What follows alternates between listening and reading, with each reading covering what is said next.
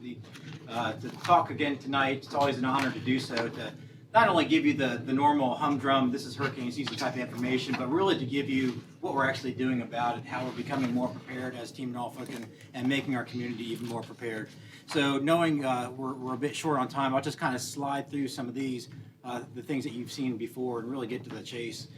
We did have a hurricane earlier this year, a Category 3 through the Naval Postgraduate School Center for Homeland Defense and Security, where Mr. Mayor was there, Mr. Jones and his leadership team, and other partners, both Navy, higher education, and other sectors, really kind of talking through some of the cantankerous, wicked issues that we face in terms of evacuating and some other things. So we've already been improving our plans and strengthening more of our partnerships and our relationships with our partners. And then we did so again, an outreach event at the preparedness site with the Norfolk Tides. This is our third annual event doing it with the Tides, who've been a fantastic organization, very accommodating to us. It's always a great draw. Again, the Mayor was there, Mr. Jones was there, Secretary Moran was there, the Secretary of Public Safety and Homeland Security throughout the first pitch. We had one of our 911 operators actually singing the national anthem and God Bless America. It was really a fantastic night where we were able to get a lot of information out to the community. So we were able to do that again this year. We're giving more information to people throughout the community so they can make informed, educated decisions on whether they need to evacuate or stay. GIS does a fantastic job with the mapping products that they put together of reported flooding streets, and that's something that we continue to build on. Plus, folks can actually type in their address and see what surge zone they're in, flood zone they're in, and other public safety information. So there's more intel, most social media tools, and just mapping altogether. And the mapping, even on the emergency management side of impending storms, telling us not only where the surge area is going to be, but at what depth, is really going to provide us a lot more information critical to making evacuation decisions. So that's something that's been coming out of NOAA and National Weather Service. Fraser and the GIS team also put an app together, again, a crowdsourcing tool where folks out in the community, be they the passengers in the cars, because certainly the drivers wouldn't use this app. Disclaimer, Lori, just we put that out there, where they can put in an address of wherever flooded streets are, down roads, down lines, power lines, everything else, which will then be sent to us. So just to make sure that there's no conflicts with the address, they just start typing in the address and it'll pop up the different options. They select the actual address. They choose whether it's a closed street, flooded street, whatever it is, and then it goes to a holding pattern in the EOC where we'll be able to correctly and accurately enter that into the storm system that we have. And Storm, again, updates a program called iView, which is available to everybody. So not only are we giving them more real-time situational awareness, but it is then documented for historical and planning purposes that we know these areas continuously flood, which again, that intel can be used for mitigation grants and the like. We try to keep Norfolk informed throughout throughout any incident by high-tech and low-tech means. So one of the big players that we've really been able to partner with is our own Norfolk Cares Impact Line. They've been an untapped resource from the EOC perspective for too long, and we realized during winter storms that they collect such valuable information. We have then since been inviting them to the table where they give us patterns of calls of different issues that are coming up, and based on that information, we're able to craft different messages to either squelch any rumors that are out there or otherwise make sure people have the information that they need. It's no surprise to you, trivia question during winter storms, it's when is my trash getting picked up as the number one call for most any hazard. So we know right off the bat that that's going to be something that we push out. And again, we're going to arm Impact and 211 as an alternate site that people can call. But again, high-tech means, low-tech means, working with the libraries, working with social media. We're going to be able to contact everybody, and also working with the advocacy group, the Independence Center, who's making sure that we're also making sure that we're doing so in an accessible way. Folks who are deaf, hard of hearing, blind, also are able to get the messaging. So we're really taking a lot of strides in that area.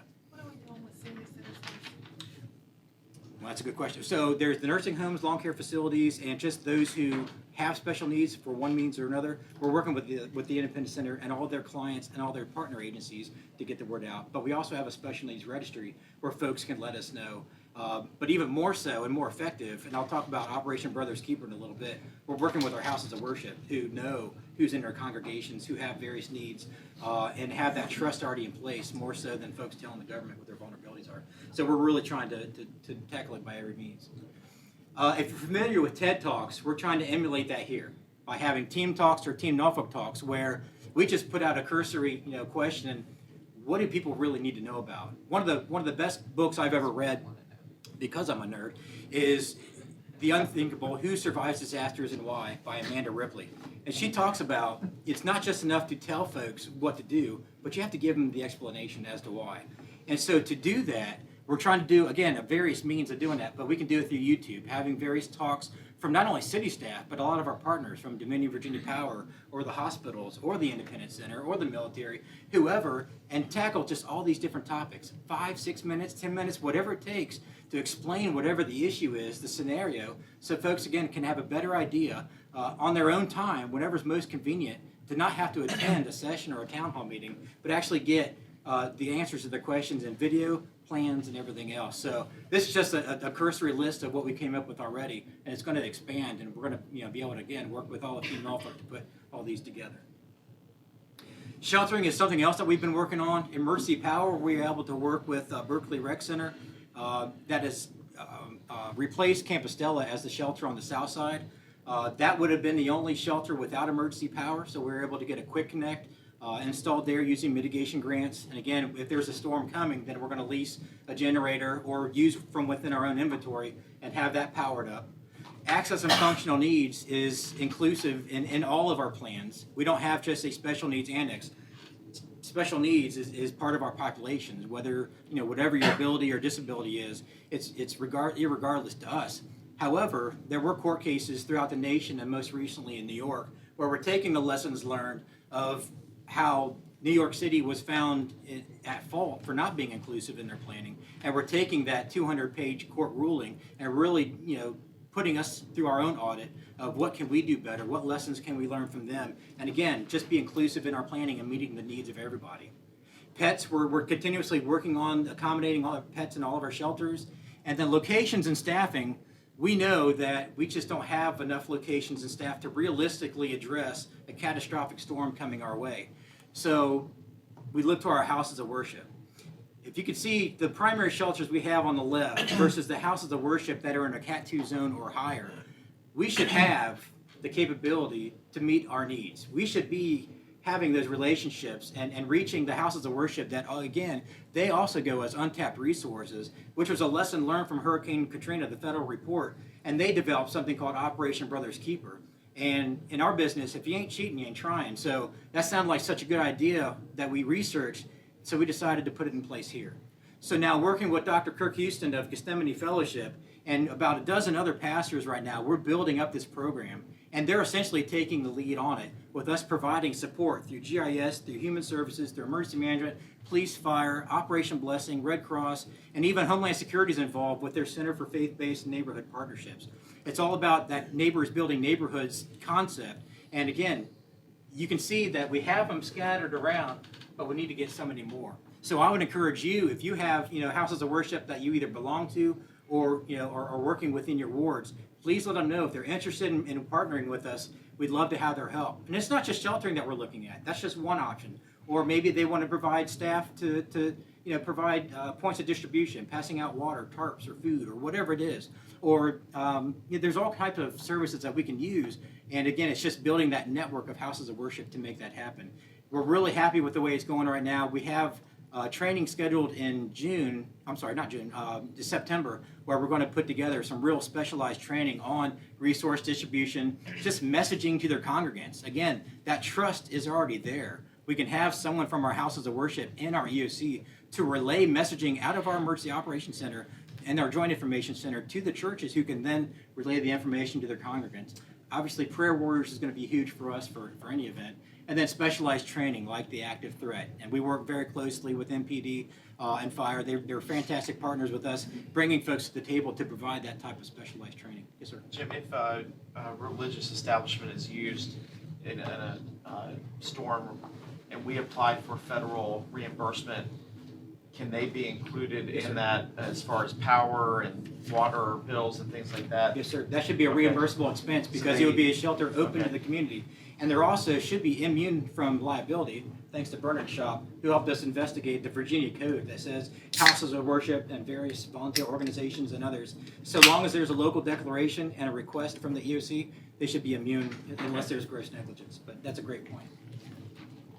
Evacuation, the governor's review is currently underway, the governor's review of evacuation and hurricane preparedness. And through that, we're working with a contractor called TMS, which FEMA had brought to the table for a three-phased approach.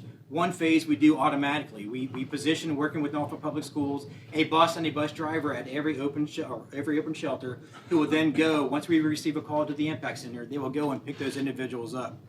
If it gets to the point where it's becoming too cumbersome to do door-to-door visits, then we're going to work with HRT and their emergency snow bus routes, those identified routes, where we will collectively just continuously pick people up on a rotating basis while still doing door-to-door pickups for those with access to functional needs, otherwise unable to get to those collection points. And then the third phase is the worst-case scenario, catastrophic storm coming our way. Then we'll establish a reception center for those people who are transportation dependent, get them on charter buses that a contract already exists at the state, and they get them out. So whether we're sheltering them here, building the capacity here, or getting them out of here, there's various different strategies in place that we're continuously working on with the realistic expectations of this is what it's going to look like on HRBT, because that's what it looks like every day, at closing time. So being realistic about that and knowing and having those plans in place to reroute folks to get to refuges of last resort or otherwise, that's something that we're continuously working on. Obviously, CERT is a way for folks to get involved. The Community Emergency Response Team, that program is stronger than ever. We have a lot of volunteers within the community. So if you look at CERT and you look at our houses of worship, we're building that capacity again at the neighborhood level, working with James Rogers, working with PD and fire, and really get the boots on the ground and along with the neighborhood specialists, really getting the information to the people on how to respond to various incidents. CERT was designed back in the 70s because in California, folks were responding to earthquake victims.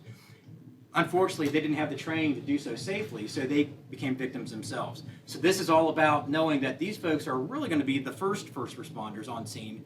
They can provide assistance while keeping themselves safe, and then turn over any information that they have over to the uniformed badged officers that arrive on scene. Again, this training is free. It's free to the public, and it's a great way to get involved, and we will definitely use them. And they also are immune to liability if there's a disaster, a local declared event, and we request their assistance. Mr. Riddick, Yes, ma'am. have we opened up more slots for citizens to participate in CERT? Yes, ma'am. They're unlimited slots. Anyone who wants to get involved, regardless of their age, regardless of their ability, there is room for them. We'll get Because there. I know that was something that we were working on last year to increase the opportunity for the citizens. Yes, ma'am. Everything that we can do, absolutely. Thank you. So again, CERT and MRC, our Medical Reserve Corps, you can see where they're dispersed throughout the community as well. So should there be a disaster, and again, we don't just focus on the hurricanes, we focus on all hazards, natural and man-made. We're really trying to build that capacity, build that resilience through all the different wars, throughout the different communities, to make sure that there are folks that have some type of training one way or the other. And again, share information with them. Share the information that we have in the EOC. We're not going to monopolize that information. We try to share that as widely as possible so folks can make the decisions they have to based on the same information that we have in the Emergency Operations Center. And so, again, whether it's through CERT, MRC, Red Cross, whether it's a business that wants to be a part of Team Norfolk, who wants to participate in our Emergency Operations Center briefings, whether it's a house of worship, our philosophy is that we're all in this together. And that's what Team Norfolk is all about, regardless of sector or level of government. We're one community, we're one team. So anyone who wants to get involved, I encourage them to call us at the 5600 number or my email address right there. But with that, I'd like to turn it over for any questions you might have. Questions? I know I talked a Thank mile a you. minute, so thank you. Thank you very much. We've been waiting Not for like you this. were on the I clock or appreciate anything. So, Jim, thanks a lot. Jim has really Yeah. been a heroic figure here in getting us ready, and he's recognized statewide really for his expertise, and we'll see the first time we have an emergency if it's deserved or not. But he certainly says all the right things and doing all the right things. Thank you, Jim. Good job. Okay. Does the chief want to? we can go next week. Huh? We can go next week. No, I was just kidding about it. That's fine. Okay. Go ahead. Any other comments? Look, we may have some people speak tonight about the question of the Confederate statue. I really would, to the extent the council will discuss this, try to hold off till we get to our retreat. I think it needs some time, and it needs some careful consideration. I'm not sure responding to some requests tonight is the thoughtful approach that the citizens would expect of us. So if we could, I would like to delay that discussion until our retreat. And do we have a retreat date picked yet? It's on the book. Is that final though? It said TBD, I think, on it. It's fine. It is 24, 26. Where we going to Kingsman? We going someplace fun? You know, I think, how about if we go to the Sloper? Where? Huh? Go to the Sloper. I'm serious. That'd be great. Go up to the top floor and We gonna camp out or we gonna go we home? don't, we're gonna. Spend the night at Marriott, why don't we? No, I think I'd really like to spend a lot of time talking about Poverty Commission as well and its recommendations again, and education, and I mean, try to bore in on a couple of the really important topics. And we'll have time to talk about other things for sure, the budget and the other issues that we have, but So it's September 21st and 22nd. So we've decided not to go to Smithfield? I didn't say we, I just said, I have suggested that we have the retreat and go to Slover. But we can talk about that later and not go out of town. Didn't y'all do that once before? Stayed in town before, but we I think we actually went to an office. Just the attic. Went to the attic. The problem is people start fading in and out, so we gotta have a commitment. We'll just from keep the everybody. agenda interesting. Yeah, I mean, you can't get up and go running out to lunch with somebody else.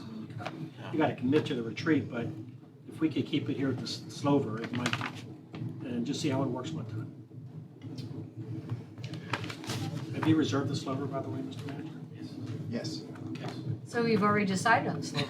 No, we gonna haven't say. decided. Oh, we've I mean, only reserved. We've got at least two, We have we got both both places. reserved, Terry. We own the Oh, She place. wants to believe the worst We own the of all of us. There's history there. All the time. Just wait to hear we preserve. We've got them both, Terry. Which one, Just where do you in want to go? case. I'm fine. That's great. Okay, well, Terry's fine then, okay. Yeah, So who cares? let's go to Smithfield. What do you say? Jog No, I'm along. just kidding. We're gonna go to Slover. I do like to jog in the park. Here, you just